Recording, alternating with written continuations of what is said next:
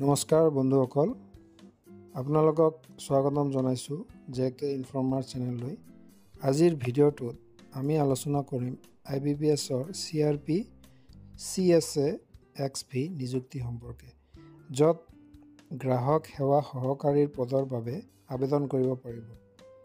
এই নিযুক্তি 2026-27 বৰ্ষৰ বাবে অংশগ্ৰহণকাৰী বেংকসমূহত কাষ্টমাৰ ছাৰ্ভিচ এছ'চিয়েট পদৰ বাবে কৰা হৈছে। আবেদন আৰু পৰীক্ষাৰ তাৰিখসমূহ ইতিমধ্যে IBPSৰ দ্বাৰা ঘোষণা কৰা হৈছে। আহক চাওঁ এই নিযুক্তিৰ গুৰুত্বপূৰ্ণ তাৰিখসমূহ।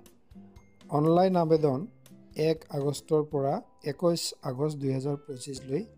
পৰীক্ষাৰ ফিজ জমা দিয়াৰ তাৰিখ হ'ব 1 আগষ্টৰ পৰা 21 আগষ্ট 2025। প্ৰি এক্সামিনেশ্যন ট্ৰেইনিং হ'ব ছেপ্টেম্বৰ 2025। প্ৰাৰম্ভিক পৰীক্ষা হ'ব অক্টোবৰ 2025 আৰু মেইন পৰীক্ষা নৱেম্বৰ 2025।